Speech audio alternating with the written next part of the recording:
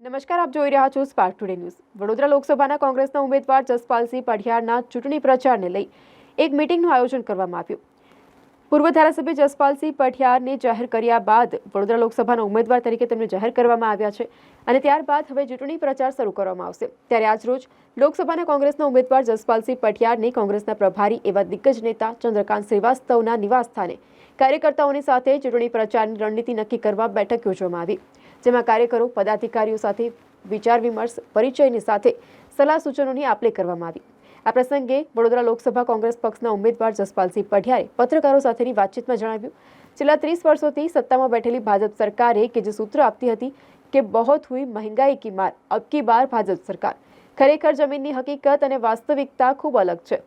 આજે લોકો મોંઘવારીના મારની વચ્ચે પીસાઈ રહ્યો છે, બેરોજગારીના દિવસે ને દિવસે વધી રહી છે, લાખો શિક્ષિતો બેરોજગાર છે। વડોદરાની વાત કરીએ તો લોકોના પ્રશ્નો, પ્રાથમિક સુવિધાઓ ઉપલબ્ધ કરાવવામાં આ સરકાર નિષ્ફળ રહી છે।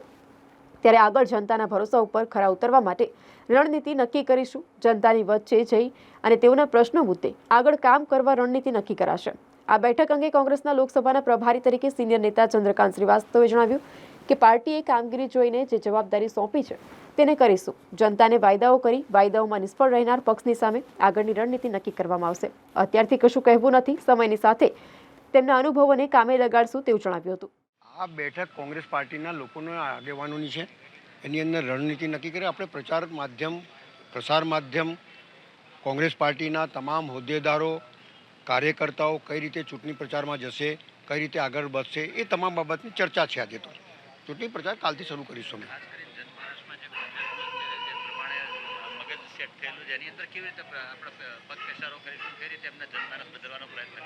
કોંગ્રેસ પાર્ટીને કોઈ સેટ નથી થયેલું। સેટ થયેલું હોય ને તમે કામ કર્યું હોય તો પછી તમારે આ બધા બોર્ડિંગ આ બધું લગાડવાની શું જરૂર છે? કામ કર્યું છે, લોકો વોટ આલશે। જેમ કોંગ્રેસ પાર્ટી જ્યારે મેજોરિટીમાં હતી ત્યારે કોઈ હોર્ડિંગ નહોતા લગાડતા। લોકોને ખબર હતી કોંગ્રેસ પાર્ટી લોકોના ઉત્થાન માટે કામ કરી રહી છે ને લોકો વોટ આલતા હતા। આ તો જબરજસ્તી ઠોકે બેસાડવાવાળી જે રણનીતિ છે એની સામે જ લડી રહ્યા છે। એટલે આ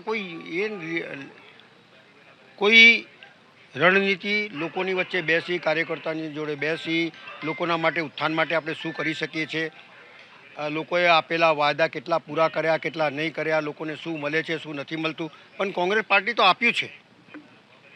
ખાલી કોંગ્રેસ પાર્ટીના સમય લોકોએ જોયું નથી, એ સમયને યાદ અપાવવાનું છે અને લોકોના હિત માટે જ કોંગ્રેસ પાર્ટી કામ કરે છે। કોઈ દિવસ બહુ બોલ કરે છે, પણ સાબિત કરો ને ભાઈ।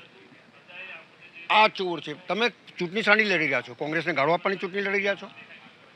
કોંગ્રેસને બદનામ કરવાની ચૂંટણી લડી રહ્યા છો? તમે ચૂંટણી શાની લડી રહ્યા છો? લોકસભાની અંદર તમે છેલ્લા 10 વર્ષમાં શું કામ કર્યું છે એ બતાડો ને। કોંગ્રેસે આ કર્યું તો કોંગ્રેસ તો 10 વર્ષથી નથી રાજ્યસભામાં, નથી લોકસભામાં, નથી કોર્પોરેશનમાં, તો પછી એના માટે શું કામ બોલો છો ભાઈ? આ વાત છે।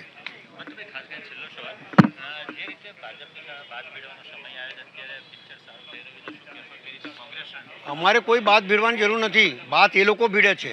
કોંગ્રેસનું બાર નામ એ લોકો લે છે। અમારા આટલા બધા કાર્યકર્તાઓને અને નેતાઓને લઈ ગયા, એનાથી શું? એટલે તમે બરાબર ચલાવી શકતા નથી એટલે લઈ જાઓ છો ભાઈ। તો જો તમે અમારા જ માણસો તમને ગાળો દેતા હતા તો પછી તમે મંચ પર શું કામ બેસાડો છો ભાઈ? ખાસ કરીને વડોદરા શહેરના સૌ સંગઠનના અને સૌ આગેવાનો, સૌ વોર્ડ પ્રમુખો, સંગઠનના લોકો, કોર્પોરેટરશ્રીઓ અને જે વર્ષોથી પાર્ટી સાથે સંકળાયેલા લોકો છે, જે પ્રસારની જવાબદારી સ્વીકારતા હોય છે, એવા તમામ લોકો સાથે આજે સંવાદનો કાર્યક્રમ રાખ્યો છે। એકબીજાના વિચારો આપ-લે કરીને પ્રચારમાં જ્યારથી શરૂઆત કરવાની હોય ત્યારે એમના પણ વિચારો જોડીને એ તમામ વિચારોને સાથે રાખીને પ્રસાર શરૂ કરવા જઈ રહ્યા છે। ત્યારે બધાને સાથે રાખીને પ્રચારનું આયોજન પણ કરવાનું હોય, એટલા માટે આજે આ કાર્યકર્તા સંવાદનો કાર્યક્રમ રાખેલો છે। જેવી રીતે સમગ્ર દેશ હોય, ગુજરાત હોય કે આપણું વડોદરા, જે રીતની હાલની પરિસ્થિતિ, ખાસ કરીને યુવાનોની વાત કરીએ, રોજગારીનો ખૂબ મોટો મુદ્દો છે। જે રીતે રોજગારી 2014માં કહેવામાં આવી હતી, દર વર્ષે 2 કરોડ રોજગારી આપવાની હોય, એ બાબતને લઈને છે મોંઘવારીનો પ્રશ્નો છે। જ્યારે 2014માં મોંઘવારી પર આખું ઇલેક્શન એ લોકો લડ્યા હતા, એ બાબત છે। ત્યારે અત્યારે તો મોંઘવારીએ માજા મૂકી છે, સામાન્ય માણસની કમર તૂટી ગઈ છે, એ રીતની પરિસ્થિતિ થઈ છે. સ્થાનિક વડોદરા બેઠકના જે પ્રશ્નો છે, વડોદરા લોકસભા બેઠકના, એ તમામ જે પ્રશ્નો છે મુખ્ય જે છેલ્લા 30 વર્ષથી વડોદરા લોકસભા બેઠક ભારતીય જનતા પાર્ટી પાસે રહી છે. તેમ છતાં પણ જે જનપ્રતિનિધિ વડોદરાના લોકોએ જનાશીર્વાદ આપ્યા, પરંતુ એમના કામો જે નથી થઈ શક્યા, એ તમામ કામો કરવા સાથે લોકો પાસે જઈશું ને લોકો જનાશીર્વાદ આવશે તો ચોક્કસપણે એ કાર્યો પૂરા કરીશું.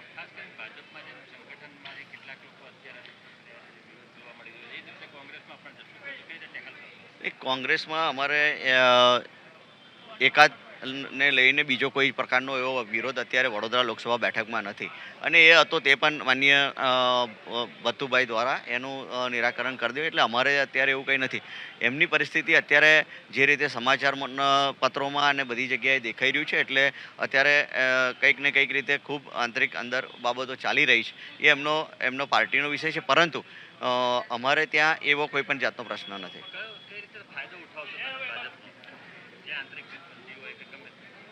જે આંતરિક જૂથબંધી છે એની સાથે જ એ લોકો જે છે પ્રચાર પ્રસારના માધ્યમમાં પણ કંઈક ને કંઈક રીતે થોડા દૂર રહેશે કે બીજા કોઈક રહેશે, એનો પણ લાભ અમને મળશે.